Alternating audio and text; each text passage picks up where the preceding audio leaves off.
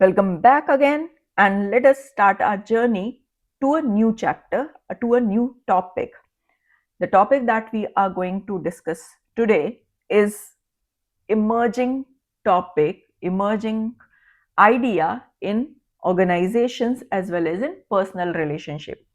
Emotional intelligence की अगर बात करें तो सिंपल वर्ड्स में understanding the power of understanding emotions. अब क्या है, अगर आप इमोशंस को, चाहे वो अपने हों या दूसरों के इमोशंस हों, अगर आप उनको प्रॉपर्ली समझ पाते हैं, उनको प्रॉपर्ली मैनेज कर पाते हैं, तो वो आपकी लाइफ में, whether it is professional life और पर्सनल लाइफ, एक बहुत बड़ा डिफरेंस क्रिएट कर देगा।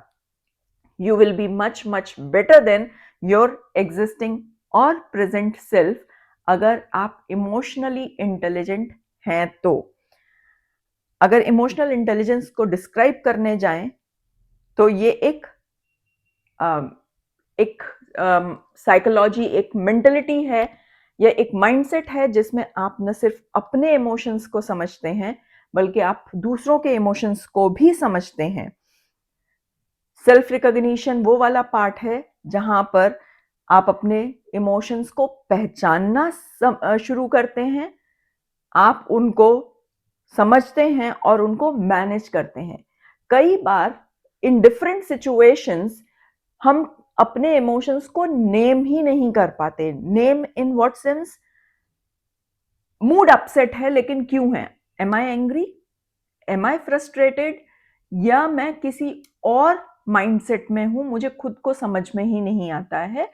तो ये आपको समझना जरूरी है कि अगर कोई डिसीजन ऑर्गेनाइजेशन में हुआ है या कोई डेडलाइन मिस हुई है, क्या मैं गुस्से में हूं या मैं फ्रस्ट्रेटेड हूं।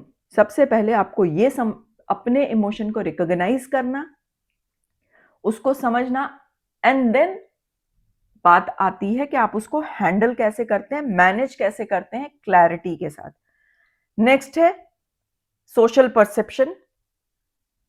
इसमें आपको एक परसेप्शन, ये समझना होता है कि आपके इमोशंस दूसरों को किस तरह से इफेक्ट कर रहे हैं, आप अपने इमोशन से दूसरों को कैसे इफेक्ट कर सकते हैं या दूसरों को कैसे मैनेज कर सकते हैं। कई बार ऑर्गेनाइजेशन में आपको न सिर्फ अपने इमोशंस को मैनेज करना है बल्कि दूसरे के इमोशंस को समझ के अकॉर्डिंगली बिहेव करना होता है। तो ये भी इमोशनल इंटेलिजेंस का ही पार्ट है। Emotional intelligence is something which is beyond IQ. IQ is solving problems. IQ is having knowledge about things. लेकिन जब हम इमोशनल इंटेलिजेंस या EQ की बात करें तो EQ आपको सक्सेसफुल बनाता है लीडरशिप में, रिलेशनशिप में, और आपके खुद के और दूसरों के वेलबींग में भी ये हेल्प करता है। अब एक्चुअली इमोशनल इंटेलिजेंस में क्या क्या चीजें आती हैं, तो बेसिक 4 कोर कंपोनेंट्स हैं इमोशनल इंटेलिजेंस के: self awareness, self management, social awareness and relationship management. Self awareness की अगर बात की जाए तो self awareness is awareness about your own emotions. किसी भी पॉइंट ऑफ टाइम पर आपके इमोशंस क्या हैं? Are you happy? Are you jealous? Are you angry? Frustrated? Disturbed? बहुत सारे इमोशंस होते हैं। तो इमोशंस को डील करने से पहले आपको ये समझना जरूरी है कि इमोशंस हैं क्या, what actually you are feeling and why you are feeling so. क्योंकि ट्रिगर्स आपको नहीं पता कि अगर आपको गुस्सा आया तो क्या ट्रिगर था, आप फ्रस्ट्रेटेड हैं तो किस बात पे फ्रस्ट्रेटेड हैं। अगर आप खुश हैं, I am not only talking about negative emotions, I am also talking about positive emotions. अगर आप खुश हैं तो किस चीज ने आपको खुश किया है, क्या वो ट्रिगर था, क्या वो ऐसी चीज थी जिसने आपको वो वाले इमोशंस में डाला है।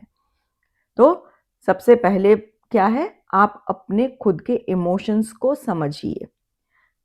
Then self management. At times you take decision when you are feeling that emotion.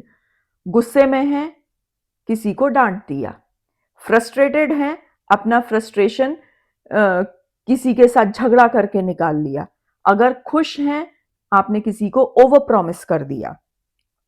तो इमोशंस आपके डिसीजंस को, आपके बिहेवियर को इफेक्ट करते हैं, और जब आप उस इमोशन के से ट्रिगर्ड रहते हैं, तो at times you take illogical decisions, you behave illogically, जिसका इम्पैक्ट बहुत टाइम तक हो सकता है।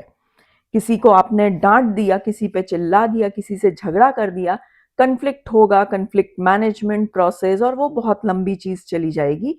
तो उससे पहले आपको क्या करना है, आपके इमोशंस को मैनेज करना है before reacting, before getting indulge into particular behaviour.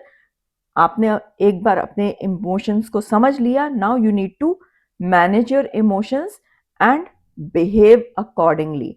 अगर आप बहुत ज्यादा गुस्सा हैं तो थोड़ा सा काम डाउन करिए और उसके बाद आप अपना रिस्पॉन्स दीजिए।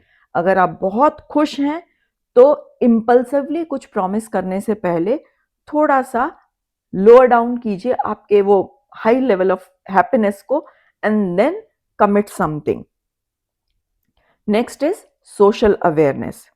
Social awareness is not about yourself, it is about others. आप लोगों के साथ काम करते हैं, लोगों के साथ रहते हैं, तो ऐसा नहीं है कि केवल आप ही के इमोशंस हैं, इमोशंस उनके भी हैं। तो आपको उनके इमोशंस को समझना है और अकॉर्डिंगली बिहेव करना है। अगर कोई और गुस्से में है, उसने बाई चांस कुछ आपको कह दिया, आपने भी उसी ट्रिगर में, उसी टोन में उसको रिप्लाई दे दिया, there will be a conflict.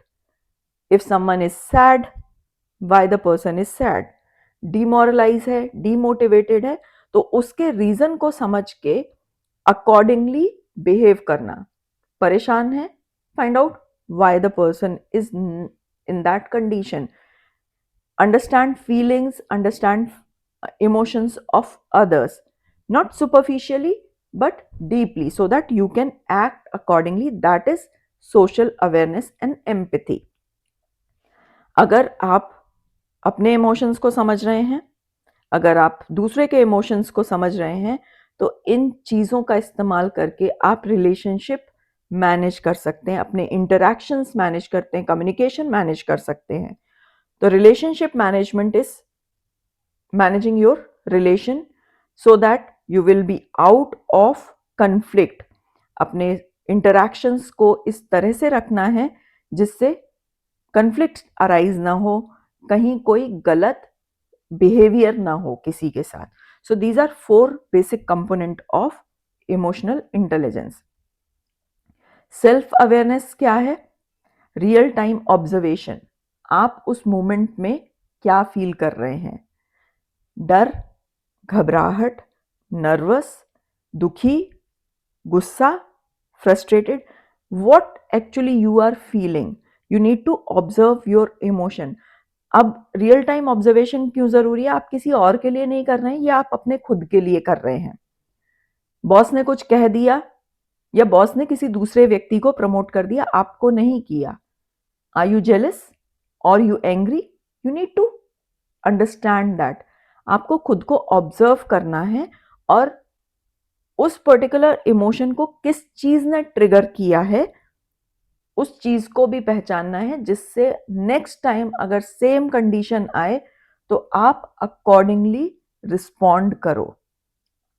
If you are aware about your emotions, आपको एक लीडरशिप में एज मिलता है। The research has shown that and it has been observed कि जो लीडर्स अपने इमोशंस को समझते हैं, वो दूसरे leaders who are not emotionally और सेल्फ अवेयर, उनसे आउट परफॉर्म करते हैं। They outperform peers by managing their stress better. Leaders जो ये सारी चीजें अवेयर हैं अपने इमोशन से, वो दूसरों से बेटर परफॉर्म करते हैं। Next is self management. Self management क्या है? आपके इमोशंस को, आपके रिएक्शंस को मैनेज करना। अगर आप गुस्सा हैं, तुरंत रिस्पॉन्ड ना करें। डीप ब्रीदिंग एक्सरसाइज करें। नेगेटिव जो थॉट्स आपके दिमाग में आ रहे हैं उसको रीफ्रेम करें।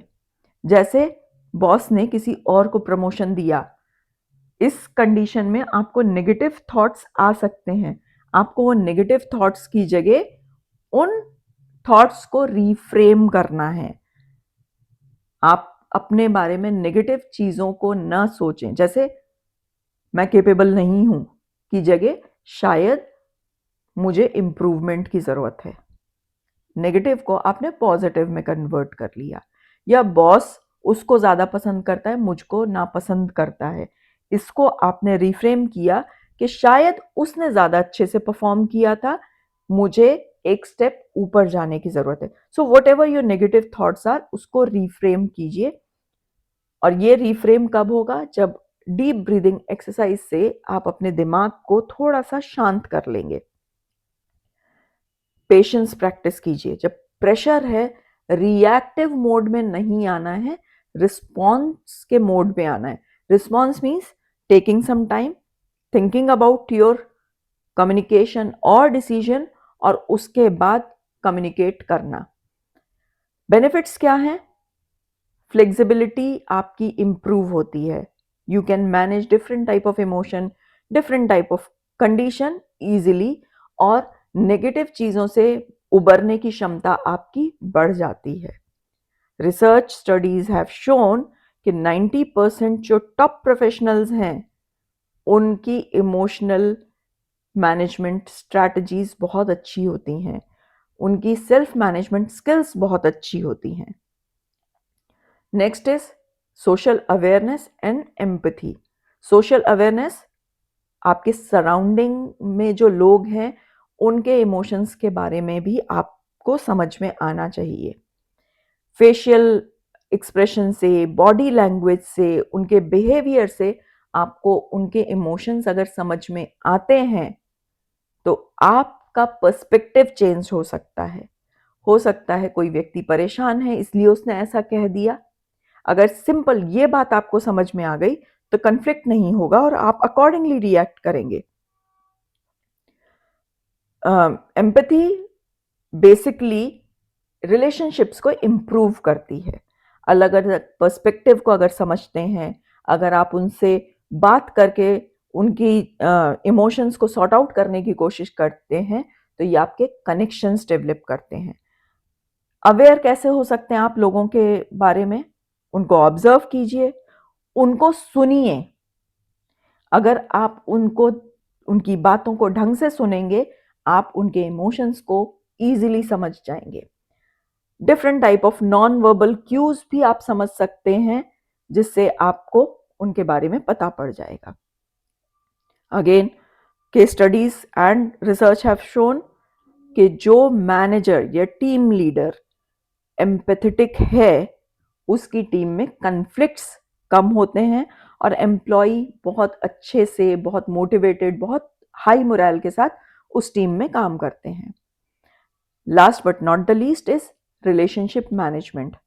इमोशनल इंसाइट को आप यूज करके क्लियरली कम्युनिकेट कर सकते हैं, डिसएग्रीमेंट्स को हैंडल कर सकते हैं प्रॉपर तरीके से, और कन्फ्लिक्ट्स को बहुत अच्छे से इजीली रिजॉल्व कर सकते हैं। अगर आप प्रॉपरली इमोशनल इंटेलिजेंस पे काम करते हैं तो आपके bond not only with your team members but with your family, with your relatives, with your society improved रहेंगे। एक बहुत ही इंपॉर्टेंट सेइंग है कि लोग न ज्यादा बहुत बुरे होते हैं, न ज्यादा बहुत अच्छे होते हैं। They are mix of both. At times they are wicked, at times they are noble. अब कब वो विकेडली एक्ट करेंगे वो उनके इमोशंस पे डिपेंड करता है, कब वो बहुत अच्छे से एक्ट करेंगे वो भी उनके इमोशंस पे ही डिपेंड करता है। आप उस चीज का लेवरेज ले सकते हो अगर आप उनके इमोशनल बैलेंस को, इमोशंस को समझ के अकॉर्डिंगली कम्युनिकेट करो। इमोशनल इंटेलिजेंस इंपॉर्टेंट क्यों है? Again, it is based on study. 85% emotional intelligence decide करता है कि लीडर सक्सेसफुल होगा कि नहीं। लीडर का आईक्यू बहुत अच्छा है but he is not emotionally intelligent, success के चांसेस रिड्यूस हो जाते हैं। So in 85% of cases emotionally intelligent people came out as good leaders.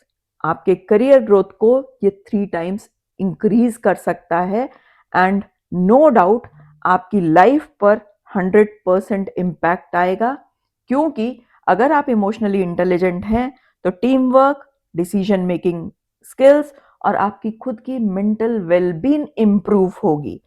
तो इमोशनल इंटेलिजेंस न सिर्फ करियर में एडवांसमेंट देता है बल्कि आपकी पर्सनल लाइफ को, डिफरेंट एस्पेक्ट्स ऑफ लाइफ को भी इफेक्ट करता है।